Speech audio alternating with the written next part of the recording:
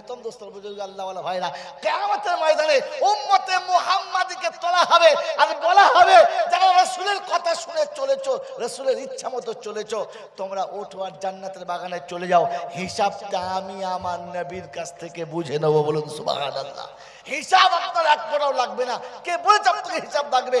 আপনার দুটো কাজ, একটা নবী যেটা বলেছে ওটা আমল করা, আর নবী যেটা নিষেধ করছে ওটা ছেড়ে দেওয়া। হিসাবের কোনো গল্প নেই, হিসাব তো নবীর কাছ থেকে খোদা বুঝে নেবে, তোমাকে তুলবা সোজা জান্নাত দরজায় ছেড়ে দেবে।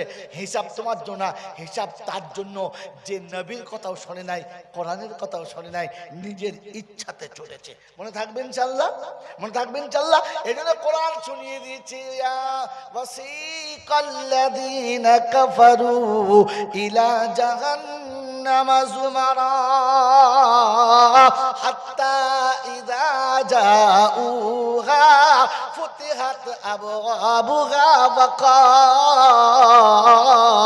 ওয়াকালা লাহুম খাযানাতুহা আলাম ইয়াতিকুম রুসুলুম মিনকুম ইয়াতলুনা আলাইকুম আয়াতি রাব্বিকুম ওয়া ইউনযিরুনাকুম লিকা ইয়াউমিকুম হাদা। সেদিন জিজ্ঞাসা করবে, কি গো তোমাদের কাছে কোনো রসুল যায় নাই? তো বারাসাতের লোকেরা আমরা সবাই বলবো, আল্লাহ বিশ্বাস করেন, বাপের কসম, মার কসম, ফেরেশতার কসম, রসুল আমাদের দেশে যায় না। রসুল এসছে? যায় না। তো ফেরেশতা চিন্তা করে, শালা আমার কসম খাচ্ছে কেন? কোরআনে এত কসম আছে, সেগুলো আমাকে ধরেছে। ফেরেশতাও চিন্তা করছে, আমাকে ফাঁসিয়ে দেবে নাকি? কি বুঝলেন জি? কেন মানুষের থেকে বুদ্ধি বেশি কারণ নাই। আল্লাহ বলছে, কি ব্যাপার, এত কসম খাওয়ার ব্যাপারটা কি? আল্লাহ যায় নাই। তো ফেরেশতা জিজ্ঞাসা করবে, আমার কোরআনের কথা বলার জন্য, আল্লাহর কালাম শোনার জন্য কেউ যায় নাই? বলে, এসেছিল রব্বানা, আমরা মনে মনে করতাম আমরা কি কিছু বুঝি না, রওশন যা বলবে তাই শুনতে হবে, ওটা পেট চালাবার ধান্দা করছে, আমরা বুঝি না। কথা বুঝেন না? দাওয়াত তবলিগের লোকেরা ডাকলে তখন বলে, বেশি বকিস না, তোদের ফাঁদে আমরা পা দেবো না। ঠিক আছে, দিতে হবে না, কোরআন শুনছে, শুনে রাখো তোমাদের যন্ত্রণা। আমার বাপজির, আমার সোনার চাঁদ বন্ধুরা, কোরআন শুনছে, আলাম ইয়াতিকুম নাযীর ক্বালু বালা قد جاءنا نذير فكذبنا وقلنا ما نزل الله من شيء إن أنتم إلا في ضلال كبير لو كنا نسمع أو نعقل ما كنا في أصحاب السعير। যদি কথাগুলো শুনতাম, একটু বসে ভাবতাম, আজকে জাহান্নামে যেতে হতো না। কি করবি? এই কি করবি তাহলে? বলে, হুজুর জলসা শুনেছি, বড় বড় জলসা, গল্প করার শেষে বেলা বলেছে আল্লাহ গফুরুর রহিম, রহমানুর রহিম। আল্লাহ দয়ার সাগর, যদি বান্দা একবার কেঁদে তওবা করে, আল্লাহ জীবনের গুনাহ মাফ করে দেবে। ফাতারাফু বিযামবিহিম, সব গুনাহ মাফ হয়ে যাবে। আল্লাহ বলতে, ফেরেশতারা রে, তওবা যখন শুরু করবে, ঘাড় ধরে জাহান্নামে ফেলবি। রব্বানা তওবা, বলে এখন তওবা কবুল করা। গোটা জীবনটা ইঁড়ে গরুর মতো নিজে ঘাড় কাট করে চলেছ, আর মরার সময় যখন জিভ বার হয়ে পড়েছে, তখন ছত্তারের মার কাছে তবে আটটাকে ফেরুল্লাহ হয়তো বলতো, আটটা বার করে ভেতরে চ। এখন তওবা করছ? আমি যদি বলি রাতের বেলা তাহাজ্জুদ এত পড়ি, বুঝলেন, রাতে আর আল্লাহর ভয়ে ঘুম আছে না, বলে তোর শোবার কল নেই, হাঁপ কাশি কুঁজু হয়ে গেছে, কি ধরতে পারিস না, তোর তো এমনি রাতে বেলা তাহাজ্জুদ পড়বি, তাছাড়া তোর শোবার কল নেই তোর। তো 22 থেকে 28 বছর বয়স হবে, যৌবন ভেতর দপদপ করে লাফাবে, কাছে সুন্দরী বিবি হবে, গরম ঠান্ডার সময় লেপের ভিতরে ব্ল্যাঙ্কেটের ভিতরে ঘুমাবে, বিবি বুকের উপর হাতটা দিয়ে রাখবে, মুখে মুখটা রেখে আদর করবে, আর বিবিকে চুমোকে সান্ত্বনা দিয়ে বলবে, একটু দাঁড়াও, এই যৌবন যে খোদা দিয়েছে তার সঙ্গে আমার দেখা করে আছি, এই রং যে খোদা দিয়েছে তার সঙ্গে দেখা করে আছি, যে আমাকে পুরুষ না করলে তুমি আমার পাশে শুয়ে আমার গালের চুমো খেতে না, একবার তার সঙ্গে কথা বলে আছি। বিবিকে সান্ত্বনা দিয়ে বিছানায় শুয়ে রেখে ঠান্ডা পানিতে ওযু করে 2 রাকাত নামাজ পড়বি, 80 বছরের ইবাদত থেকে বেশি সওয়াব পাবে। আমার মতো বুড়ো মাল তো এমনি ঘুমাবে না, শালার ঘুম আছে তাই ঘুমাবে। ওর এখন কোমরে যন্ত্রণা, ঘাড়ে স্পন্ডেলাইজার, হাতে হ্যান্ডিং, পায়ে ল্যান্ডিং, কোনোটাই মালের ঠিক নেই। গিটে গিটে ব্যথা। রাতের বেলা উঠে ও বাবা রে আল্লাহ আল্লাহ, লোক মনে করছে জিকির করছে, যে জলনি আল্লাহ আল্লাহ বলছে বোঝে নাই। পাশের বাড়ির লোক বলছে চাচা জিকির করছে, ও জিকির করছে কথা। ওর এমনি জিকির বেরোচ্ছে, যন্ত্রণা জিকির বলছে। হ্যাঁ না বলেন না? শুয়ে শুয়ে বলছে আল্লাহ আল্লাহ আল্লাহ, তার মানে কি যন্ত্রণার ঠিক নেই। পাশের বাড়ির লোক মনে মনে করছে উফ, তাহলে মনে হয় মারাফতি খেলাফতি খেলাফতি পেয়েছে, মনে হয় খেলাফতি পেয়েছে, ওর মারের খেলাফতি পেয়েছে। আল্লাহ আপনাকে আমাকে ভাবার তৌফিক দান করুক। মেরে মোহতরম দোস্তের বুজুর্গ আল্লাহওয়ালা ভাইরা, তো আল্লাহ পাক শোনাচ্ছে, তবে কার কথা শুনেছিলিস, কার কথা শুনেছিলিস, যা টাকা টাকা নিয়ে আয়, যা যা ডেকে নেয় ছুড়ি যা।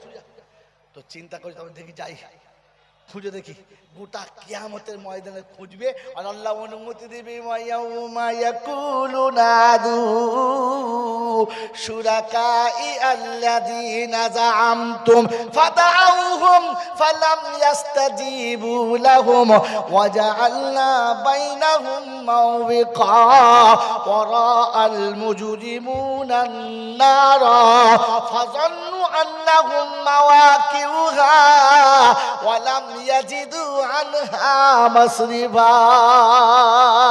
15 পারা সূরা কাফের 52 নম্বর আয়াতে ডান দিকের পৃষ্ঠার নিচেতে আল্লাহ পাক শোনাচ্ছে ওয়া ইয়াউমা ইয়াকুলু নাদু, যাদের কথা শুনে তোমরা এমনি করেছিলে, আলেমদের কথা শোনো নাই, ওলামাদের কথা মানো নাই, মসজিদ মাদ্রাসার মৌলবী মাওলানাদের পরোয়া করো নাই, যাদের কথা শুনিয়ে কাজ করেছিলে তাদের ডেকে নিয়ে এসো। গোটা হাসরের ময়দান খুঁজে দেখে কাউকে পাচ্ছে না। জাহান্নামের কিনারায় গিয়ে ভাবছে রব্বানা এখান থেকে তুমি শুধু বাঁচাতে পারো, আর কেউ বাঁচাতে। তো আল্লাহ বলছি এখন মনে হয়েছে আমি বাঁচাতে পারি, আগে আমি পারতাম না। কি করবি বল, এবারে কি করবি বল? তখন নিজের হাত নিজে চিবিয়ে খাবে আফসোসে।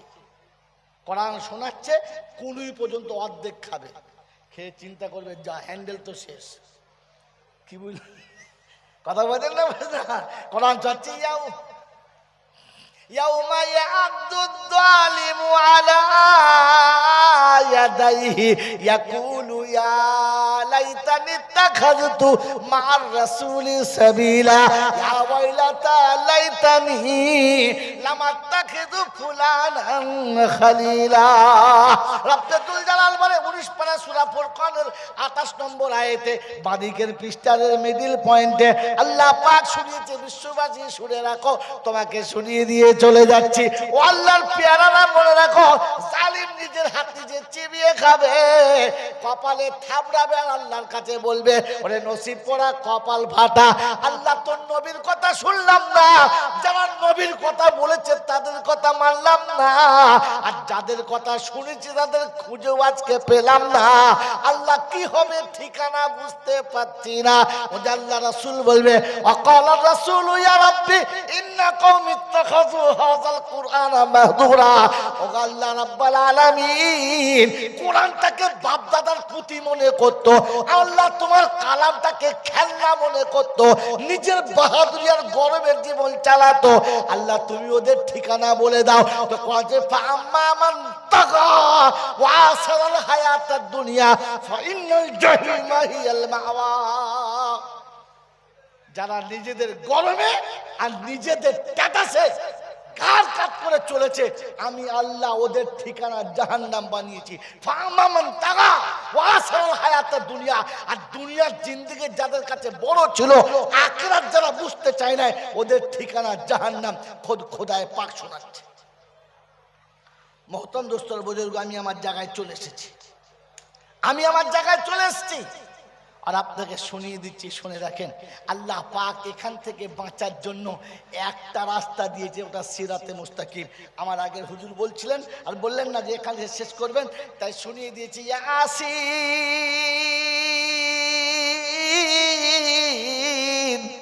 ওয়াল কুরআনিল হাকীম ইন্নাকা লামিনাল মুরসালিন মুরসালিন আলা সিরাতিন মুস্তাকিম। মক্কার মানুষ বলেছে তোকে আল্লাহ পাঠায় নাই, আমি আল্লাহ বলছি পাঠিয়েছি। মক্কার মানুষ বলেছে তুমি পথভ্রষ্ট হয়ে গেছো, গোমরাহ হয়ে গেছো। না না না নবী, আমি তোমাকে সহজ পথটা বলে দিয়েছি। যদি কেউ বাঁচতে চাওয়ার বাঁচার জন্য তৈরি হতে চায়, ওকে যেন সিরাতে মুস্তাকিমটা ধরতে বলো। সিরাতে মুস্তাকিম হলো আমার নবীর সুন্নত জীবনে নিয়েছো, আল্লাহর হুকুম সাথে নাও। আল্লাহ রাব্বুল আলামিন বলে হাবিব তুমি সহজ করে বলে দাও। আল্লাহ নবী বলে মান আহাব্বা সুন্নতি ফাকাদ আহাব্বানি ওয়া মান আহাব্বানি কানা মাইয়া ফিল জান্নাহ। আল্লাহ নবী বলে মান তামাসসাকা বিসুন্নতি ইনদা ফাসাদ উম্মতি ফালাহু আজরু মিয়াতে শাহিদ। উম্মতকে শুনে রাখ, আমার সুন্নতকে ভালোবাসলে আমার ভালোবাসা হবে, আর আমার সাথে জান্নাতে তোমার জায়গা হবে। আমার সুন্নতকে ভালোবাসলে 100 শহীদের সওয়াব তোমার আমলনামাতে লেখা হবে। বাবাজিরা, সোনার আল্লাহরা, সুন্নত কি? এতিম সুন্নত। আজ সুন্নত এতিম হয়ে গেছে। নবী এতিম ছিল, আর নবীর সুন্নত কি যদি বলেন এতিম হয়ে গেছে। আজ সবাই ছোট প্যান্ট নেবে, মাথা চুল কুত্তা ছাট কাটবে। কি ছাট বললাম? এই কি ছাট বললাম? তলার দিকে ফাঁকা, ওপর দিক থেকে ঢাকা। এটার নাম কি? বিলিতি কুত্তা ছাট। আর আরেকটা হচ্ছে মেরো ছাট, মানে ওপরে বাগলা ফাঁক, নিচের দিকে একটু মাঝে মাঝে ঝাঁক, একে বলে মেরো ছাট। মানে ঠিক কানের ওপর থেকে চুলগুলো রেখেছে লম্বা, ওপরটা পুরো একবার টাক করা মাল। কি ডিজাইন! আবার দেখুন মাঝে মাঝে ছোটবেলা দেখতাম বলে এই চোরের শাস্তি হচ্ছে, মাঝে মাঝে 3 কাঁচি মেরে দে। এমন বক কাট কেটেছে, রাস্তায় গেলে লোকে বলতে চোর যাচ্ছে, দেখ কিরম চুল কেটেছে দেখ। এখন আবার দেখবেন চুল কাটার পরে এদিকে 2 কাঁচি, এদিকে, মানে এটা চোর ছাট। এটা কি ছাট বলো? এই সব ছাঁট পছন্দ, তবু নবীর ছাঁট পছন্দ। জোরে বলে, আর জোরে বলে। ঈদের দিনে চুল কেটেছে 1500 টাকায়। এই কি চুল কেটেছিস? বলে হুজুর ডিজাইন করে কেটেছি। টুপি খুলে দেখি সর্বনাশ। আমি একটা কাজ কর, এরকম ছাঁট আমি তোকে করে দেবো, শুধু 2 টাকার একটা বেলেট নিয়ে করে দিচ্ছি। কি তোবা তোবা তোবা তোবা! 1500 টাকা দিয়ে চুল কেটেছিস, এইতে চুল কাটার ছিঁড়ি হলো। আরে মাঝে মাঝে নেড়া করে দিয়েছে, আর মাঝে মাঝে চুল লেগেছে, মনে হলো কচুর ভাতি দিয়েছে। হ্যাঁ, মানে কচু বাগান কাঠ। মুসলমানের ছেলে তোমাকে আজকে বলে দিয়ে চলে যাচ্ছি, শুনে রাখেন, মনে রেখে দেন। ডেভেলপমেন্ট হতে চাচ্ছ, সমাজে এগিয়ে যেতে চাচ্ছ, আল্লাহ নবীর একজন সাহাবী আব্দুর রহমান ইবনে আওফ, আল্লাহ রসুল যেদিন দুনিয়া ছেড়ে চলে গেছেন, সেদিন ক্যাশ টাকা ঘরে ছিল 47,00,000 কোটি টাকা। আছে? আছে ইন্ডিয়া কারো কাছে? আরে গোটা ইন্ডিয়া কারো কাছে নেই, বোকা কথা।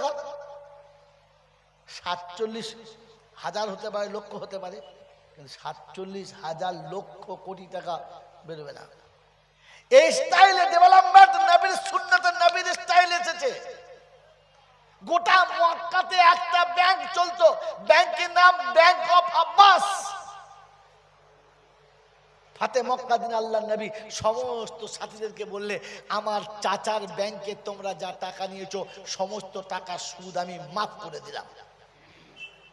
আল্লাহ নবীর চাচা ইবনে আব্বাস পাশে এলো আর পিঠে হাত থেকে বলল, ভাতিজি আমার তরফ থেকে সুদ মাফ করেছে, আমি ভাতিজির খাতিরে আসলটাও মাফ করে দিলাম। এতটা পয়সা আর এতটা মাল, নবীর স্টাইল এসেছে, নবীর স্টাইল। আল্লাহ আমার কোনোদিন সুযোগ দেয় আর অসল ভাইয়ের মাল চাষি বা পাশে আছি, তো সেদিন ফার্স্টে মনে করে দেবেন যে সুন্নতের স্টাইলে উম্মতের কতটা লাভ হতে পারে, সুন্নতের স্টাইলে উম্মতের কত লাভ হতে পারে আপনার আমার জানা নেই। তাই মনে মনে করছি নবীর সুন্নত ছেড়ে দিলে মনে হয় আমাকে সমাজের লোক একটু ভালো মনে করবে। হ্যাঁ না বলেন? তাই নবীর সুন্নতকে ছেড়ে দিয়েছি আর পৃথিবীর সুন্নত জড়িয়ে নিয়েছে। আয় মুসলমানের ছেলে, বলেন নবী চান না দুনিয়া চান? জোরে বলেন। নবী যদি চান তাহলে নবী এতিম চলে গেছেন, নবীর এতিম সুন্নতকে আজ থেকে নিয়ত করি বুকে নেব ইনশাআল্লাহ।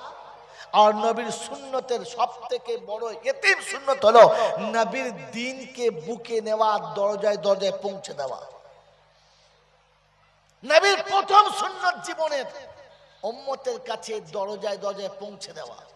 মেরে মোহতরম দোস্তর বুজুর্গ, যে মক্কার জমিনে আল্লাহর নবী এতটা বিশ্বস্ত ছিলেন, মানুষ তার যুবতী কন্যাকে আমার রাসূলের কাছে আমানত রেখে যেত যে এখানে থাকলে নারীর ইজ্জত যাবে না। বাপ তার অর্জিত সম্পদ আমার নবীর কাছে রাখতো, নিজের মায়ের পেটের ভাই কিংবা ছেলের কাছে রাখতো না, কারণ এরা এটাকে খেয়ানত করবে। নবীর কাছে থাকলে তা খেয়ানত হবে না। যে মক্কার মানুষ আমার নবীকে এতটা বিশ্বাস করত যে মানুষ কথায় কথায় বলল, ওরে যদি সত্যবাদী দেখতে হয় তো আব্দুল্লাহর বেটাকে দেখে আয়, আমিনার লালকে দেখে আয়। এই নবী যেদিন কালেমার দাওয়াত নিয়ে গেছে সেদিন মক্কার মানুষের কাছে সব থেকে বড় অবিশ্বস্ত হয়ে গেছে, বিশ্বস্ত থাকলেন না। আমার বন্ধুরা, আমার আল্লাহওয়ালা ভাইরা, কারণ এটা নবুয়তের ভার, যেটা কাঁধে চাপলে শয়তান আপনাকে হারাতে পারবে না।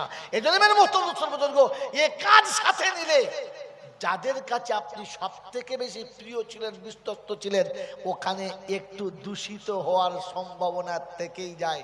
ঘাবড়াবেন না। যখন আপনার বিশ্বস্ত মানুষ আপনাকে এই কাজের জন্য মুখ ফিরিয়েছে তো আপনি সঙ্গে সঙ্গে বলবেন আলহামদুলিল্লাহ, আল্লাহ দুনিয়া মুখ ফিরিয়েছে, ফিরাক, তুই মুখটা ফিরাস না। দুনিয়া সরে গেছে, যাক, তুই সরে যাস না। দুনিয়া আমার থেকে সরে যাচ্ছে, যাক, তুই সরে যাস না। কিয়ামতের ময়দানে আপনার জন্য এটাই সব থেকে বড় অ্যাসেট। শেষ কথা, শেষ সময় 2 মিনিটে শুনিয়ে দিচ্ছি। মেরে মহতরম দোস্তর বুজুর্গ, আল্লাহওয়ালা ভাইরা, যেদিন আম্মা জান খাদিজাতুল কুবরা আমার নবীকে বিবাহ করেছেন, মক্কার মানুষ টিটকিরি মেরে বলেছিল, ওই খাদিজা, বিয়ে করার কাউকে পেলি না, এত ধনী জ্ঞানী বুদ্ধিমান এত সব মালদার থাকতে শেষবেলা ওই রাখালটাকে পছন্দ করলি, ওই এতিমটাকে যার ঘর নাই বাড়ি নাই, যার 2 পয়সা কিচ্ছু নাই, নিরক্ষরকে পছন্দ করলি। টিটকিরি মেরেছে। আল্লাহর নবী সাল্লাল্লাহু আলাইহি ওয়াসাল্লাম চুপ করে গেছেন, চুপ করে গেছেন। আম্মা জান খাদিজা কিন্তু চুপ করে যান নাই, বললেন ঠিক আছে, তোমরা যে জুতোটা তুলেছো আমার রাসূলের গায়ে মারার জন্য, ওটাকে ভালো করে ভিজিয়ে তোমার মুখে আমি মারবো। তুমি তো তুলেছো, মারতে পারো নাই, তোমার তোলা জুতোটা ঘুরিয়ে তোমার মুখেতেই মারবো। তাই ওলিমার খানাতে বসিয়ে জিজ্ঞাসা করলে, ওই মক্কার মানুষ, তোমরা বলো, পৃথিবীর কোনো রমণী কারোর প্রেমে যখন ডুবে যায় প্রথম কি দেখে? যার সাথে প্রেমে পড়েছে সেই ছেলেটা সব থেকে বড় গুণবতী বা রূপবতী কিনা, গুণবান বা রূপবান কিনা। বললে হ্যাঁ। বলে মক্কায় একটা ছেলেকে দেখাও যে আমার স্বামীর থেকে বেশি গুণবান আর রূপবান। বললে না। বলে দ্বিতীয় রাখে সেই ছেলেটা চরিত্রবান কিনা। তো মক্কায় একটা ছেলের চরিত্র বলো যেটা আমার স্বামীর থেকে বেশি ভালো। বললে না। তৃতীয় দেখে ছেলেটার বংশ পরিচয় ভালো কিনা। তো মক্কাতে আমার স্বামীর বংশ ভালো না খারাপ, এক কথায় উত্তর দাও। তো বললে হ্যাঁ। বলে চতুর্থ দেখে মালকড়ি আছে কিনা। তো শুনে রাখো, আমি খাদিজা আমার স্থাবর অস্থাবর যা ছিল সব আমার স্বামীর নামে তোমাদের সামনে লিখে দিলাম।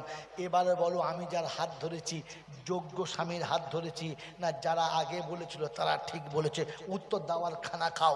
মক্কার মানুষ সেদিন বলেছিল খাদিজা ভাতের প্লেটে বসে এমন জুতো মারবি বুঝতে পারি নাই, কারণ এখন জুতো খেতে হবে আর ভাতও খেতে হবে, পালিয়ে যাবার কোনো রাস্তা নেই।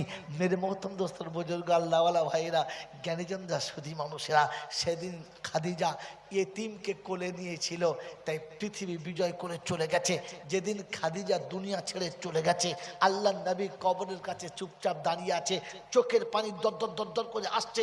আল্লাহ নবী কাঁদছেন। আবু বকর সিদ্দিক জিজ্ঞাসা করছেন, ইয়া রাসূলুল্লাহ, আপনি যদি এতটা কাঁদেন উম্মতকে কি দিয়ে বোঝাবো? বললে, আবু বকর তুমি যাও, তুমি জানো না আমি বিবি হারাই নাই, এমন একজন বন্ধু হারিয়েছি, এমন একজন সাথী হারিয়েছি, যার দান, যার দাক্ষিণ্য, যার বদলা আমি দুনিয়াতে দিয়ে যেতে পারলাম না। আল্লাহকে বলেছে, আল্লাহ খাদিজার দানের বদলা তুমি দিও, আমার দ্বারাই সম্ভব হলো না, আমি তেমন বন্ধু হাতেছি। যাও, সবাই চলে গেছে, জান্নাতুল মালা পুরোটাই ফাঁকা। আল্লাহ পাক শোনাচ্ছে, জিবরাইল আমার বন্ধুকে বলো বাড়ি যাবে কিনা, বন্ধুকে বলো বাড়ি যাবে কিনা, বন্ধুকে বলো বাড়ি যাবে কিনা। তো জিজ্ঞাসা করলে জিবরাইল এসে, আসসালামু আলাইকুম ইয়া রাসূলুল্লাহ, সবাই চলে গেছে, আপনি যাবেন না? বললে, হ্যাঁ। দাঁড়িয়ে আছেন? বলে, এই জন্য দাঁড়িয়ে আছি, খাদিজা কবরে শুয়ে আছে, সওয়াল জবাবের ফেরেশতা আসবে, আমার খাদিজা যদি ভয় খেয়ে যায়, কারণ মৃত্যুর পূর্বে আমাকে বলে গেছে, ইয়া রাসূলুল্লাহ কবর আমাকে বড় খুব ভয় লাগে, একা থাকতে হয়তো, তাই কবর দেখলে আমার খুব ভয় লাগে, আপনি একটু কবরকে বলে দেবেন যেন আমার সঙ্গে বেয়াদবি করে না, ভয় দেখায় না। তাই দাঁড়িয়ে আছি, ফেরেশতা এলে খাদিজার সওয়ালের জবাবটা আমি দিয়ে দেবো। বলে আল্লাহ পাক শোনাচ্ছে, হাবিব খাদিজাকে তুমি জবাব দেবে কেন? বলে, আমি খাদিজাকে খুব বেশি ভালোবাসি, খুব বেশি ভালোবাসি। তো আল্লাহ পাক বলছে, হাবিব খাদিজাকে শুধু তুমি ভালোবাসো, আমি ভালোবাসি না। যেদিন তোমার ভালোবাসায় মগ্ন হয়ে ওই উত্তপ্ত রোদের সময় পাথরের উপরে চেপে তোমার কাছে খাবার নিয়ে যেতে গিয়ে স্লিপ খেয়ে পায়ের তলা ছিঁড়ে গেছে, রক্তে পাথর লাল হয়ে গেছে, আর তোমার সঙ্গে দেখা করতে যাওয়ার আগে চেহারাটা মুছে পরিষ্কার করে নিয়েছে যেন তুমি দেখে কষ্ট না পাও, তোমাকে সান্ত্বনা দিতে রক্ত মুছে নিয়েছে, আর তোমাকে সান্ত্বনা দিয়ে তোমাকে খুশি করেছে। ওদিন আমি এত খুশি হয়েছি, এত খুশি হয়েছি যে আমি নিজে সালাম দিয়েছি আর বলেছি, জিবরাইল আমার সালামটা খাদিজাকে দিয়ে এসো। হাবিব আমি ওদিন থেকে খাদিজাকে সব থেকে ভালোবেসে ফেলেছি, কারণ সে আমার এতিমকে কোলে তুলে নিয়েছে। ও হাবিব তুমি দাঁড়িয়ে আছো খাদিজার কবরের সওয়ালের জবাব দেওয়ার জন্য, আর আমি আল্লাহ আরশে থেকে সওয়াল জবাবের ফেরেশতাকে ডেকে ওখানেই জবাব দিয়ে পাঠিয়েছি, খাদিজার কবরে ফেরেশতা কোনোদিন যাবে না, কোনোদিন যাবে না। আল্লাহ নবী এ কথা শুনে খুশি বাগ বাগ হতে পারতেন, হ্যাঁ না না, কিন্তু আল্লাহ নবী খুশি হন নাই। আল্লাহ নবীর সঙ্গে সঙ্গে জান্নাতুল মালাতে সেজদায় পড়ে গেলেন, ডুকরে কাঁদতে শুরু করলেন। আল্লাহ জিজ্ঞাসা করছে, হাবিব খাদিজার কবরের সওয়াল জবাব তো হয়ে গেছে, খাদিজার জন্য তুমি এতক্ষণ দাঁড়িয়েছিলে, সে কাল তো মিটে গেছে, কাঁদছো কেন? বললেন, ইয়া আল্লাহ রাব্বুল আলামিন, আল্লাহ আমার খাদিজার কবরের জবাব আপনি দিয়ে দিলেন, আমার উম্মতের কবরের জবাব কে দেবে? আমার গুনেহগার উম্মতের কবরের হালাত কি হবে? সেদিন শুনিয়েছিল হাবিব খাদিজার জন্য ইতিমকে বুকে তুলে নিয়েছে, কিয়ামত পর্যন্ত হাবিব তোর সুন্নতকে যারা বুকে তুলে নেবে, আমি খাদিজার মতো তাদের সঙ্গে ব্যবহার করব, কোনোদিন তাদের কবরে কষ্ট দেবো না। বলুন সুবহানাল্লাহ। আমার আল্লাহ বলা ভাইরা, ওই অন্ধকার কবরের সব বিপদ থেকে বাঁচার জন্য আপনার কাছে একটাই হাতিয়ার, আল্লাহ নবীর সুন্নতকে বুকে নিয়ে কবরে চলে যান। বলেন, আমি আপনি যেতে তৈরি ইনশাআল্লাহ? তৈরি ইনশাআল্লাহ? আগামী 3, 4, 5 ইনশাআল্লাহ বিশ্ব ইজতেমা একেবারে কাছে পরিণাম, এই সিঙ্গুরের পরই রয়েছে। আমরা সকলে নিজেদের সময়কে আগে পিছু করে অবশ্যই ইজতেমায় যাওয়ার চেষ্টা করবেন ইনশাআল্লাহ, করবেন ইনশাআল্লাহ। আর সেই সাথে এখন থেকে সাথীকে বানাবো, নিজে বলবো সাথীদেরকে বানাবো, আর তাদেরকে বেশি থেকে বেশি ও জায়গায় নিয়ে গিয়ে তাদেরকে ওই নেক কাজের সঙ্গে শরীক করাবো, আর আমি শরীক হব, এই নিয়ত করে রব্বানা আমি তো তোর নবীর সুন্নতকে সবটা নিতে পারলাম না, তাই যতটুকু পেরেছি ততটুকু বুকে নিই। নবীর সুন্নত নিয়ে আপনি কবরে চলুন। অন্ধকার কবরে আপনাকে আর মান রব্বুকা মান নবিয়ুকা ওয়া দীনুকা বলতে হবে না, আপনার চেহারা দেখেই বলে দেবে, আপনার কোনো ব্যবস্থা হবে না। তার একটা শেষ নমুনা কোরআন শুনিছে, ফাসিরু ফিল আরদি, পৃথিবী ঘুরে দেখো, নমুনা আমি দিয়ে দিচ্ছি, কোরআন তোমার সাথে হবে। ওই মুসলমানের ছেলে আল্লাহওয়ালা ভাইরা, জ্ঞানীজনরা, সুধী মানুষরা, এই বারাসাতের বুক থেকে এই এলাকার এই জায়গার নাম কি, এই শিমুলতলা থেকে কালকে দুটো যুবক যদি আমার বাড়িতে যায়, সকালবেলা দরজার কাছে দাঁড়িয়ে আছে, আমার বাড়ির ছেলে বলে হুজুর দুজন মানুষ বাইরে আছে, সালাম বার হলাম, আসসালামু আলাইকুম। ওয়ালাইকুম সালাম। কোথায় বাড়ি বাবা? বলে হুজুর বারাসাতে শিমুলতলা। কি নাম? আব্দুর রহিম, আব্দুল সত্তার। কি কাজ? বলে হুজুর আগামী বছর আবার জলসার দাওয়াত দেবো, তাই আপনাকে ঠিক করে এসেছি। আচ্ছা বাবা বসো, এক কাপ চা খাও, দুটো বিস্কুট খাও। বেশ বলো, ডেট বলো। লেখা হলো, নাস্তা পানি খেয়ে বিদায় হয়ে গেল। হ্যাঁ না না বলেন। কিন্তু কাল সকালবেলা নয়, 1 মাস পরে এই হুজুর আর এই হুজুর দুজনে আমার বাড়ির দরজার কাছে দাঁড়িয়ে আছে। আমি সকালবেলা ঘুম থেকে উঠে ফজরের নামাজ পড়ে মাদ্রাসা থেকে বাড়ি আসছি, দেখি 2 হুজুর। আচ্ছা জিজ্ঞাসা করব কোথায় বাড়ি? জিজ্ঞেস করব? কথা বলে না। জিজ্ঞেস করব না। প্রথম কি বলবো? আসসালামু আলাইকুম। ইয়াল্লাহ, না বলে চলে এলেন। কি খবর হঠাৎ সকালবেলা? আসুন আসুন আসুন, বসুন বসুন। এই ছেলে, এই তোর মাকে বল তার দুধের চা গাঢ় করে করতে, ব্রিটানিয়া বিস্কুট দিবি, সে দামি চানাচুরা চোটা দিবি। আর আর কি আছে দেখ, তাড়াতাড়ি ঘর খেয়ে দেখ। সব ব্যবস্থা হচ্ছে, সঙ্গে সঙ্গে একেবারে নাস্তা পানির ব্যবস্থা। চা খেতে খেতে কানে কানে ছেলেকে বললাম, তোর মাকে ঘি ভাজা পরোটা করতে বল, 2টো ডিম ভাজতে বল, কলা আছে কোথায় নিয়ে আয়, আর কি ফল ফুল আছে সব নিয়ে আয়। বলছে হুজুর বাড়ি মাথা, আরে বসুন তো, বাড়ি যাবেন পরে, বসেন। নাস্তা খেতে খেতে কানে কানে বললাম, শোন কালকের মুরগি এনেছি, 2 দেশি মুরগি জবাই করতে বল, আর পুকুর জাল ফেল বল, তাহলে মাছ ধর, তারপর যা হবে হবে। খাস চাল আছে, বিরিয়ানি চাল আছে, বার কর, রান্না করতে বল। বলি হুজুর যাবেন পরে, বসুন। একবারও জিজ্ঞাসা করি নাই নাম কি, বাড়ি কোথায়, কেন এসেছেন। জিজ্ঞেস করেছি। অপরাধ কি এদের? এদের অপরাধটা কি? কারণ এই লোক দুটোর সঙ্গে আমার পূর্ব পরিচিত, আমি ওদের চিনি, ওদের জানি। ওরা কেন আসতে পারবে সেটা আমার মোটামুটি একটু জানা আছে। হ্যাঁ না না মেরে মোহতম দোস্তর বুজুর্গ আল্লাহওয়ালা ভাইরা, তাই জিজ্ঞাসা করি নাই আপনার নাম কি, কোথায় বাড়ি, কেন এসেছেন। শুধু খালি ব্যবস্থা চলছে, এসি চালিয়েছি, দামি বিছানায় পেতেছি, বালিশের গ্লাভ পাল্টে দিয়েছি, আরামে শুয়েছি। ছেলে চলে যাই তো চাষে পাঠিয়ে দে, পাঠিয়ে দে, বেয়াদ কোথায় পাঠিয়ে দে। মুশকিল যন্ত্রণা। কারণ একটাই, লোকটা আমার সঙ্গে চেনা আছে। মেরে মোহতম দোস্ত বুজুর্গ, অন্ধকার কবরে যখন আপনি যাবেন তো ফেরেশতা জিজ্ঞাসা করে মান রব্বুকা, কারণ আপনাকে তো মাল সারা বছর দেখে নাই, ঈদের দিনে শুট করে ঢুকেছেন আর পুট করে পালিয়ে গেছেন। হ্যাঁ না বলেন না? হ্যাঁ, ঈদের দিনে কখন ঢুকেছেন কখন পালিয়েছেন ফেরেশতা আপনাকে দেখতেই পায় না, আর সারা বছর তো আপনাকে মসজিদে দেখেই নাই, তো আপনাকে চিনতে পারবে? তো জিজ্ঞাসা করতে বাধ্য, মান রব্বুকা, তোর রব কে? তখন চিন্তা করছি কাকে বলবো বলো তুমি, বড়টা বলবো না ছোটটা বলবো? ফেরেশতা চিন্তা করছে, উপর থেকে বাঁশি দিয়ে তাকিয়ে রাখ, গিটওয়ালা নিবি বিনা গিটওয়ালা। বলছি কেন? বলছে রব কি আবার বড়টা না ছোটটা? বাড়ি মারবে এখন বুঝতে পারে যাবি, কথা বলেছেন। আমার নবীকা বলছে চিন্তা করছি এমএলএর নাম বলবো না এমপির নাম বলবো, কি বুঝলেন? ও চিন্তা করছে এমএলএর বলে ঠিক হবে না এমপির নাম বলে ঠিক হবে। বলছে বুঝে বল, তাহলে কপালে কষ্ট আছে। মানে মোহতম দোস্তর বুজুর্গ আল্লাহওয়ালা, আপনি ফজরে ছিলেন, জোহরে ছিলেন, আসরে ছিলেন, মগরিবে ছিলেন, জুমাতে ছিলেন, জামাতে ছিলেন, ঈদে ছিলেন, জানাজায় ছিলেন, সর্বহালাতে আল্লাহ দেখেছে আপনি চলে এসেছেন। তো ফেরেশতা আপনাকে চেনে, কবরে আপনাকে শোয়াবার সাথে সাথেই সঙ্গে সঙ্গে ফেরেশতা বলবে চলো চলো। ইজা উজিয়াল মাইয়িতু আলা কবরিহি ওয়াল কুরআনু আলা রাসিহি ওয়াসসালাতু আলা ইয়ামিনিহি ওয়াসসাওমু আলা শিমালিহি ওয়াসাইল আমাল ইলা রিজলাইহি। যখন আপনার কবরে শোয়াবে, মাথার কাছে কোরআন দাঁড়াবে, ডান দিকে নামাজ দাঁড়াবে, বাম দিকে রোজা দাঁড়াবে, পায়ের কাছে জীবনের সব নেকিগুলো দাঁড়াবে। ফেরেশতা ঢুকলে বলবে বুঝে নাম দিই, 4 জন আছি ধুনে দেবো। ও তাহলে ওখান থেকে আসসালামু আলাইকুম বলে চলে যাবে। আর ফেরেশতা কবরে বলবে আল কবরু রাউযাতুম মিন রিয়াজিল জান্নাহ, পায়ের দিকে মাটি সরে যাবে, মদিনা শরীফ থেকে আমার নবীর দিদার হবে। ও উঠবা সারাবে ইয়া নবী, সালাম দেবো দেবো দেবো। সেদিন যেদিন নবীকে পায়ের কাছে দেখতে পাবো, আমার রাসূল যেদিন দেখা দেবে, কবরের ভিতরে নবীর সঙ্গে দেখা হবেই হবে। আর সেদিন জিজ্ঞাসা করবেন মান হাযা রাসূল, এই ব্যক্তিটা কে? ও তো উঠে দাঁড়িয়েই বলবে এটা আমার নবী, আমার নবী, আমার নবী। ও তখন সালাম দেওয়ার জন্য তৈরি হয়ে যাবে, কারণ ও তো চেনে নবীর সঙ্গে মিলেছে, নবীর সঙ্গে মিলেছে, নবীর সঙ্গে মিলেছে। সারা জীবন প্যান্ট পরে, স্যুট পরে, বুট পরে, দাড়ি চেঁচে, এখন হিজড়ে সেজে কবরে শুয়েছে, গিয়ে দেখবে মাল মিল খায় নাই, মালে মাল নয়, কেউ হবে না।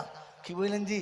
শুধু মুখে মুখে বললে হবে, নবী তোমাকে ভালোবাসি, আর দাঁড়িয়ে চেয়েছে খোদার খাসি, মনে হচ্ছে ঘুরে আসছে, তুমি আসি আমি আছি। ফেরেশতা বলছে আমরাও নিচে বসে আছি, একবার নেমে দেখ ধুনে দিচ্ছি।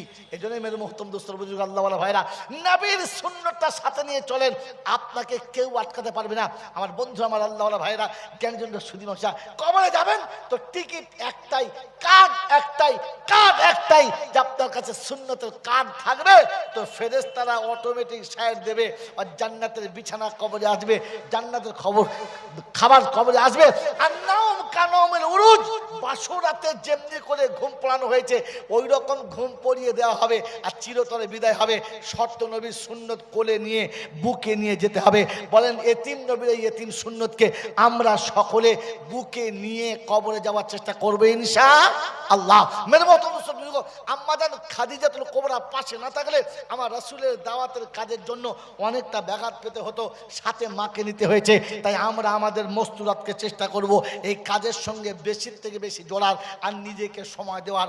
আল্লাহ আমাদের সকলকে এই কাজের সঙ্গে জুড়ে পৃথিবীর জমিনে শেষ করার আর আখিরাতের জমিনে আমার জিন্দেগি শুরু করার প্রথম সফরে এটা আমাকে তৈরি। ওই জন্য বলেছিলাম কিছু মাল করে নিয়ে গেলে কবরে পাস, আর তা না হলে শ্মশানে যাবার কবরে যাও, সাথে আছে তোমার জন্য বাঁশ, বাঁচার জন্য মাল করি। ওই মাল করি হচ্ছে আপনার নেক আমার।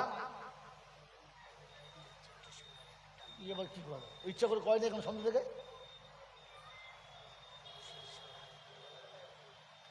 এইটা কত বড় বিয়াদ। কি মুশকিল যন্ত্রণায় পড়লুম। স্টেশনে গাড়ি যখন ঢুকে গেছে, এখন যদি বলে আরেকটু পরে হলে হতে আর হবে। দরুদ পড়ুন আল্লাহুম্মা সাল্লি আলা মাওলানা মুহাম্মদ।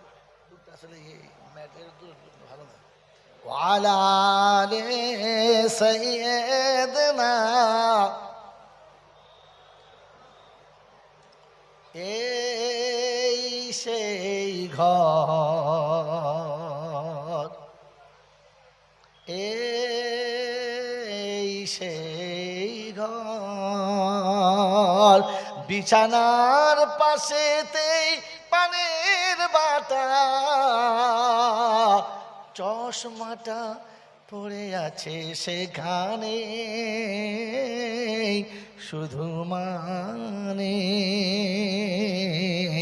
শুধু মানে, শুধু মানে, শুধু মানে, এই সেই ঘর, বিছানার এক পাশে পানের বাটা, চশমাটা পড়ে আছে সেখানে, শুধু মানে, শুধু মানে, শুধু মানে। দরজাটা খুলতেই খেয়েছি ধোকা, মা যেন ডেকে বলে এসেছিস খোকা। দরজাটা খুলতেই খেয়েছি ধোকা, মা যেন ডেকে বলে এসেছিস খোকা। বুকের ভেতর যেন আগুন জ্বলে, অশ্রুটা ঝরে তখন নয়নে, শুধু মানে, শুধু মানে, শুধু মানে, এই সেই ঘর, বিছানার এক পাশে পানের বাটা, চশমাটা পড়ে আছে সেখানে, শুধু মানে, শুধু মানে। দেওয়ালের পিকচারে ছবিখানা দোলনাতে দোলে দেখো দেখিতে পারি না, সব কিছু ভুলে গেছি মনের আড়ালে রেখে, ভুলি নাই আজ বুঝি তোমাকে, শুধু মানে, শুধু মানে। আঁচলের আড়ালে রেখে আদরে কোলেতে রেখে, আঁচলের আড়ালে রেখে আদরেতে কোলে রেখে, গালে তুলে খাওয়াবার কেউ নেই, শুধু মানে, শুধু মানে এই সেই ঘর। বিছানার এক পাশে পানের বাটা, চশমাটা পড়ে আছে সেখানে, শুধু মানে। আল্লাহুম্মা সাল্লি আলা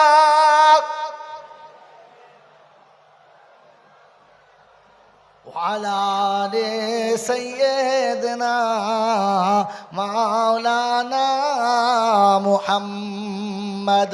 মেরে মোহতরম দোস্তর বুজুর্গ, আল্লাহওয়ালা ভাইরা, এতিম নবীর উম্মত হয়ে যারা এতিম সুন্নতকে কোলে নেয়, কোরআন তাদের জন্য বলেছে, ইন কুনতুম তুহিব্বুনাল্লাহ ফাত্তাবিউনি ইউহিব্বুকুমুল্লাহ ইয়াগফির লাকুম যুনুবাকুম ওয়াল্লাহু গফুরুর রহিম।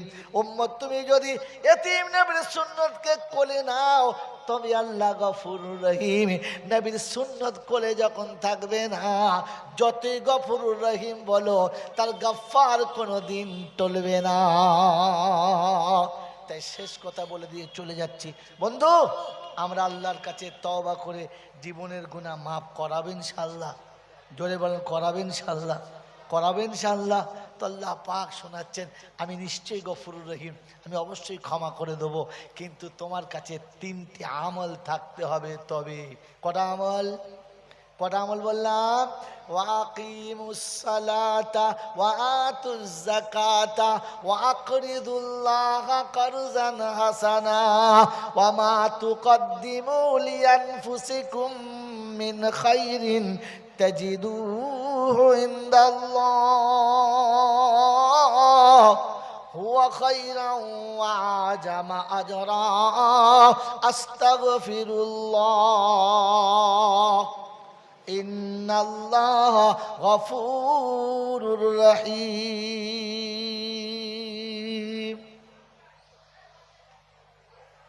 ভাই, কিছু মনে করবেন না, আগামী দিনে কোনো কাজ করলে হিসাব করে করবেন। কোনো মানুষকে এই রকম আগে বাড়াবেন না। রাত্রিরে এতটা বাজছে, খিদেও লেগেছে, কি বলেন জি? এই খিদে পেটে কথা বলতে যাচ্ছি, পেট বলছে কবে দিবি, কবে 12টা বেজে গেলে দিবি, তোর 12টা বেজে যাক। এরকম ভুল আগে থেকে, তাহলে খাইয়ে দাইয়ে রেস্ট নিয়ে সেভাবে করা। আর এই রাত্রি 12টা পর্যন্ত জলসা করা, এটা এক ধরনের বেদাত। ফুরফুরা শরীফ বাংলার জমিনে জলসা শিখিয়েছে, কেউ মানুক আর নাই মানুক। জলসা ফুরফুরার হুজুররাই শিখিয়েছে, হ্যাঁ না? কেউ এত জলসা জানতো না। দাদা হুজুর পীর কেবলা রহমতুল্লাহ আলাইহি শিখিয়েছেন। কদিন জলসা হয় বলেন না? এই ফুরফুরায় কদিন জলসা হয়? 3 দিন। কটা পর্যন্ত? 10টা বেজে গেলে শুধু বাঁশটি থাকে, আর কেউ থাকে না। কারণ দাদা হুজুর পীর কেবলা রহমতুল্লাহ আলাইহি হাক্কানি আলেম ছিলেন। তিনি জানতেন জলসা থেকে ফজরের নামাজের দাম বেশি। এই জন্য যা করেন এশার পরে একটা বক্তা ওটাই বলে কিয়াম সালাম করে দোয়া করে দেয়, হ্যাঁ না? আর ওদের কাছে জলসা শিখে আমাদের ফজর হবে, ফজরের পরেও আবার অ্যাক্টিভ হবে, হ্যাঁ না? এ সমস্ত ছেড়ে দেবেন, মন থাকবে ইনশাল্লাহ। শেষ কথা, 29 পারায় সূরা মুজাম্মিলের শেষ আয়াত, 20 নম্বর আয়াত, আল্লাহ শোনাচ্ছে আমি গফুরুর রহিম, কিন্তু শর্ত 3টে। কটা? 1 নম্বর, ওয়াকিমুস সালাহ, তুমি নামাজি হও তবে তওবা কবুল হবে, নামাজি না হলে তওবা কবুল যদি বলেন হবে না। কুলখানা কোরআন খানি কলমা খানিতে কিচ্ছু হবে না। কোরআন শুনিয়ে জাগে নামাজি হও, কারণ বেনামাজি কি আমি কিন্তু মুসলমান বলে স্বীকার করি না। আয় বাপজির, আমার সোনার চাঁদ বন্ধুরা, আমার সোনামণি মায়েরা বোনেরা, আল্লাহ পাক শুনিয়ে দিয়েছেন ওয়াকিমুস সালাহ, তুমি নামাজি হও যদি তওবা করতে চাও, মনে থাকবে ইনশাআল্লাহ। নামাজি তো সবাই জানি, তবে কেন মুসলমানকে নামাজি হতে বলল? কোরআন শোনাচ্ছে নামাজের মেন আহকাম কি, মেন টার্গেট জায়গাটা কি? সেজদা করা, উঁচু মাথা নিচু করো, উঁচু নাকটা নিচু করো, তোমার সব কিছু আমার পায়েতে ছুপে দাও। আল্লাহ পাক হচ্ছে ওয়াকিমুস সালাহ, এটা হলো নামাজ পড়ো।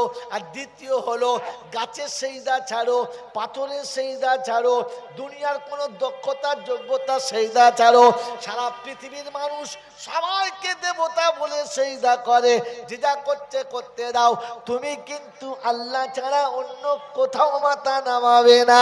আর অন্য জায়গাতে মাথা নামালে তোমার নামাজটাও আমার কাছে কাবিলে কবুল না হয়। মুসলমানের ছেলে নামাজেও সেজদা করবে, হারবাতে গিয়েও করবে, পাথর চাবড়ি গিয়ে করবে, আদমিরিতে গিয়ে করবে, তালতলায় গিয়ে সেজদা করবে, তোমার নামাজ পড়া হবে, কিন্তু ওই নামাজে কিচ্ছু কাজ হবে না। কথা বুঝে এসছে বাবাজি? এ বাবা, শুধু নামাজই পড়লে হবে না। নামাজ পড়ানোর আসল উদ্দেশ্য হলো তোমাকে শিরিক থেকে বাঁচানো, তোমাকে আল্লাহর সাথে শরিক করা থেকে বাঁচানো, এক আল্লাহকে সিজদা করা। ওয়াতুজ যাকাত, এর মানে হলো যাকাত দাও। যারা যাকাত দেবে না ওদের তওবা কবুল, জোরে বলো, হবে না।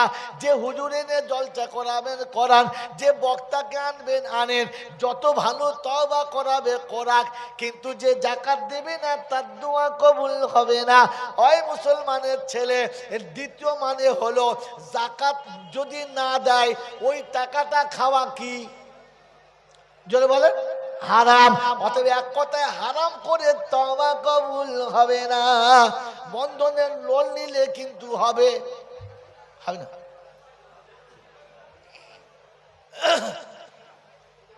কি বলেন জি? এরা কি করে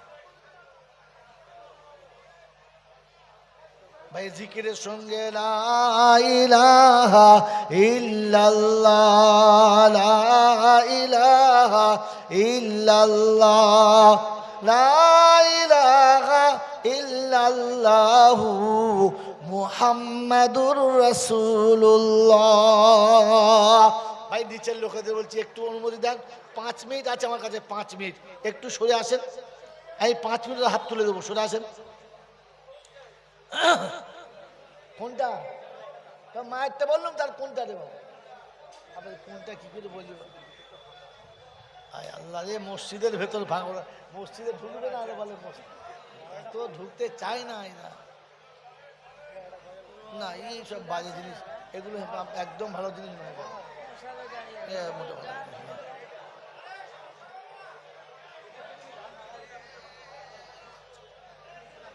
এটা গজল এখন হয় বাবা, তোরা কি বুঝিস না তোরা। আমি আগেই বলেছি গজল আবেগের জিনিস, সুরের জিনিস নয় রে বাপ, তোরা কি বুঝিস তোরা। আসেন ভাই, আসেন, জলদি আসেন ভাই, সামনে জায়গা সরে আসেন। ভাসাইয়া প্রেমের তরি ও কান্ডারি করে নিও পার, আমি বড় গুনহেগার, আমি বান্দা যে তোমার, আমি বান্দা যে তোমার। কাল হাসরে তুমি ছাড়া, কাল হাসরে তুমি ছাড়া কে আছে আমার, আমি বড় গুনহেগার, আমি বান্দা যে তোমার। ভাসাইয়া প্রেমের তরি ও কান্ডারি করে নিও পার, আমি বড় গুনহেগার, আমি বান্দা যে তোমার। ভাই শোনেন, শেষ কথা শুনিয়ে দিচ্ছি, হারাম করে তওবা কবুল হবে না। অতএব খাদ্যে যেন হারাম না আসে, এটা বুঝে খাওয়া। পনের টাকা হালাল, পনের টাকা জোরে বলো কি হারাম। অতএব যারা এরকম কাজ করেছো তাদের কাছে অনুরোধ, কমপক্ষে শ্বশুর বেঁচে থাকলে হাত ধরে ক্ষমা চেয়ে এসো যে বাবা আমার বাপ যা সর্বনাশ করেছে আপনি মাফ করে দেন, আর নাহলে কিছু নেন নিয়ে মাফ করে দেন, বুঝতে পেরেছেন? আর যদি শ্বশুর মরে গিয়ে থাকে তারা সর্বনাশ হয়ে গেছে, যতগুলো ছেলে আর মেয়ে আছে সবার কাছে ক্ষমা চাইতে হবে, কারণ তারাই তার মালিক, কথা বুঝেছেন? তাহলে বাপ ভুল করেছে মা তোমার হবে, কারণ তোমাকে বেঁচে খেয়েছে। আর তুমি বিয়ের সময় নাও বলো নাই, খুশি ছিলে, ফেরেশতা বলছে প্রথম মার, ও বললি তো আটকে যেত, ও রাজি ছিল, কথা বলছেন নাই? তো তোমারও হবে তোমার বাপেরও হবে, তাই দুজনা মার কার বাঁচার থেকে ক্ষমা চেলেও, নাম্বার 1। নাম্বার 2, নাম্বার 3 হলো ভুল করে যদি বাপের সম্পত্তি ভাগ করার সময়তে 10 আনা 6 আনা যাকে যেমন পেয়েছেন দিয়েছেন, যেমন পেয়েছেন মেনে নিয়েছেন না।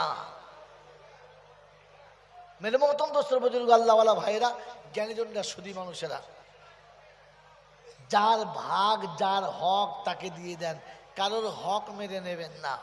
যদি মেরে নিয়ে থাকেন তো শুনে রাখেন কবরে আপনার কিন্তু সব থেকে বড় বিপদ। এই হকটা কোনো তওবাতে কোনো আমলে ক্ষমা হবে না। আপনি যদি 100 বার হজ করেন আর লোকের হক মেরে কবরে যান, তো কবরে গেলে আপনাকে ওর হক আদায় করতে হবে, হজে আপনাকে বাঁচাতে পারবে না, আপনার তবলিগের চিল্লাতে জামাতে বাঁচাতে পারবে না। মন থাকবেন ইনশাআল্লাহ। নাম্বার 4, জীবনে কখনো ভুল করে প্রতিবেশীকে কষ্ট দেবেন না। প্রতিবেশীকে কষ্ট দেওয়াটা সব থেকে বড় হারাম, মনে থাকবেন ইনশাআল্লাহ। আর হারাম করে তওবা কবুল হবে না। ও মিলাদ দাও আর যা দেবে দাও, আর দোয়া করো, আর খাস চালের বিরিয়ানি করো আর বিরিয়ানির চালের বিরিয়ানি করো, এ বিরিয়ানিতে আপনার বেড়া পার হবে না। এই জন্য হারাম করে তওবা কবুল হলো না। কটা হলো? 2টো, একটা বেনামাজির হবে না, একটা হারাম খোরের হবে না। নাম্বার 3, ওয়াকরিদুল্লাহ কারজান হাসানা। ওই শুরুতে আপনাদের শোনাচ্ছিলাম, যাদের হক আপনার উপরে আছে আর আপনি তাদের কোনো হক আদায় করলেন না। যেমন বললাম যে বাপ বিদেশে চাকরি করে আর ছোট চাচার কাঁধের উপরে 10 বছর ঘোরে, আর লোকে আব্বা আব্বা বলে আর ও আব্বা বলে। 10 বছর পরে বাপ ঘুরে এলো, ও জানতে পেলো এটা চাচার ওটা বাপ। এই 10 বছর যে চাচার কাঁধে চেপে ঘুরেছো, যখন যেটা চেয়েছো কিনে দিয়েছে, যেটা বলেছো সেইটাই করেছে, তুমি আব্বা বলে ডাকলে সাড়া দিয়েছে, হ্যাঁ না? না, এখন এই 10 বছরের বিনিময়ে চাচা কি পেয়েছে? কিছুই পায় নাই।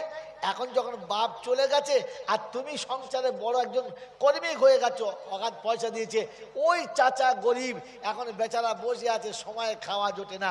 উচিত ছিল আপনাকে ওই চাচার কাছে বসে কারণ না জানিয়ে নীরবে তার পকেটে কিছু পয়সা দিয়ে দেওয়া, তার হাতে কিছু দিয়ে দেওয়া, আর বলা চাচা এটা তোমার পাওনা, আমার কাছে জমা ছিল। না বাবা পাবো না, রাখেন না আপনি এটা। ওই যে আপনি চোখ বুজে দিয়েছেন, হিসেব করে দেন নাই, আল্লাহ রাব্বুল আলামিন হুয়া খায়রান ওয়া আজামা আজরা, এর জন্য তুই দিলি, তোর চাচাদা দিয়েছে তার বদলা পেলো, আর তোর জন্য আমার কাছে এইরকম দরজা খোলা থাকলো, আমি আল্লাহ তোর সব ক্ষমা করে দেবো। মনে থাকবেন ইনশাআল্লাহ, মনে থাকবেন ইনশাআল্লাহ। এই ওয়াকরিদুল্লাহ কারজান হাসানা, আল্লাহ বলে ওয়ামা তুকাদ্দিমু লিআনফুসিকুম মিন খাইরিন তাজিদুহু ইনদাল্লাহ হুয়া খায়রান ওয়া আজামা আজরা। এটাই সব থেকে ভালো কাজ, এটাই সব থেকে ভালো কাজ, এর বদলা সব থেকে বেশি। এর পরে কোরআন বলছে আস্তাগফিরুল্লাহ, তুমি বসে তওবা করো, আল্লাহ নামাজ পড়েছি কিন্তু যেমন পড়ার কথা ছিল তেমন পারি নাই, যাকাত হিসেব দিয়েছি কিন্তু ঠিক হিসাবটা মনে হয় হলো না, যতটা হিসেব পেরেছি দিয়েছি, বাকিটা তুই মাফ করে দে। আর আল্লাহ এতিম মিসকিনকে ভালোবাসার কথা, কারজে হাসানা দেওয়ার কথা, যতটা সম্ভব দিয়েছি আল্লাহ, বাকিটা তুই ক্ষমা করে দে। আল্লাহ বলে ফেরেশতা নামাজ পড়েছে? বললে হ্যাঁ। যাকাত দিয়েছে? বললে হ্যাঁ। এতিম মিসকিন দিয়েছে? বললে হ্যাঁ। ফের কাঁদে, বলছে আল্লাহ যদি সম্পূর্ণ না হয়ে থাকে, তুই যেমন চাচ্ছিস তেমন হয় নাই, তো আল্লাহ বলে শোন, ওর ইচ্ছা মতো ও দিয়েছে, আমার ইচ্ছা মতো আমি ওকে দেবো, আমি আল্লাহকে ক্ষমা করে দিয়েছি, আমি গফুরুর রহিম। তো আল্লাহ গফুরুর রহিম হলো তখন যখন আপনি কি বলেন, এই তিনটি আমলের উপরে দাঁড়াবেন, আল্লাহ বলেন ইন্নাল্লাহ গফুর রহিম, গফুর রহিম। নামাজও নাই, হারামের কোনো বালাই নাই, উদুম চালিয়ে চলে যাচ্ছেন, মা বাপের ভাত নাই, আত্মীয়ের সঙ্গে সম্পর্ক নেই, কার সঙ্গে কিচ্ছু নেই, স্ট্যাটাস আছে, গাড়ি বাড়ি ভালো আছে, প্রত্যেক বছর পাড়ার মরিচামদের ডাকছে আর জুত করে বিরিয়ানি খাওয়াচ্ছে, তোর সঙ্গে চালিয়ে দিলেন, আপনার ওই চালানো হবে, যাবে না। কারণ কোরআন শোনাচ্ছে শেষ আয়াত, আল্লাযীনা দাল্লা সায়ুহুম ফিল হায়াতিদ দুনিয়া ওয়া হুম ইয়াহসাবুনা আন্নাহুম ইউহসিনুনা সুনআ উলাইকাল্লাযীনা কাফারু বিআয়াতি রাব্বিহিম ওয়া লিকাইহি ফাহাবিতাত আমালুহুম ফালা নুকিমু লাহুম ইয়াউমাল কিয়ামাতি ওয়াজনা যালিকা জাযাউহুম জাহান্নাম। মানুষ মনে মনে করছে খুব ভালো কাজ করেছি, দারুণ কাজ হয়েছে, 5 জনের হাত ধুইয়েছি, পাড়ার লোকেরা খেয়ে যাচ্ছে আর বলেছে সত্যি বছর বছর একটা ভালো কাজ করে, এটাই মনে করে রয়েছে। আল্লাহ পাক বলে দিলেন আমলগুলো আমি ওজন করব না, সব পচিয়ে দেবো, আর আমি নিজে জাহান্নাম দেখিয়ে দেবো, এদের বদলা জাহান্নাম। কারণ কোরআন হাদিস দেখে চলে নাই, নিজের ইচ্ছা মতো চলেছে। আল্লাহ বলবে যার ইচ্ছায় চলেছ বদলা তার কাছে নাও, কারণ তুমি তো সেকেন্ড খোদা সেজে, মনে আছে সেই প্রথম, এই জন্য নিজে খোদা হওয়া ভুলে যাও আর ওকে খোদা বলে মেনে নাও। ফার্স্টে গজলটা এই জন্য শুনিয়েছিলাম, কি গজল বলেন? খোদা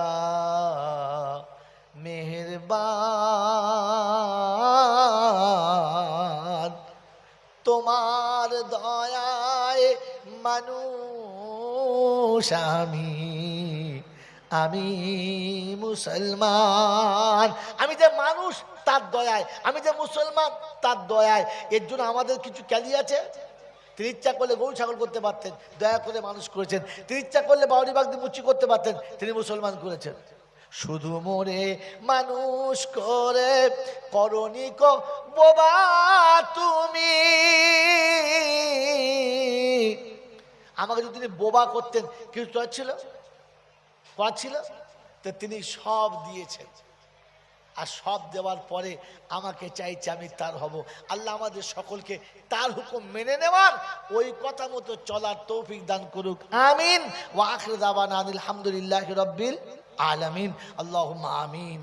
ربنا ظلمنا أنفسنا وإن لم تغفر لنا وترحمنا لنكونن من الخاسرين ربنا إنك جامع الناس ليوم لا ريب فيه إن الله لا يخلف الميعاد ربنا لا تزغ قلوبنا بعد إذ هديتنا وهب لنا من لدنك رحمة إنك أنت الوهاب ربي اغفر وارحم إنك أنت العزيز الأكرم إنك أنت الغفور الرحيم।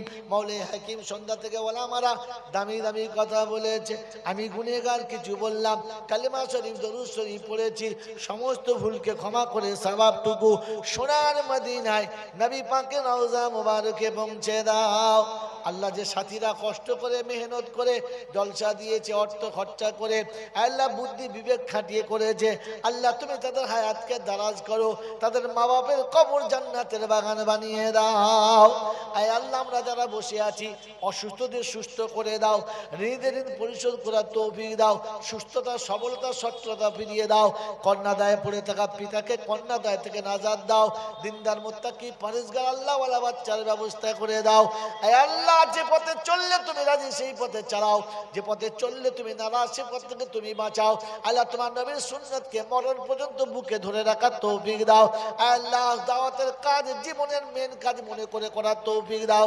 আগামী দিনে বিশ্ব ইসলামে আল্লাহ তুমি কামিয়াবি দাও।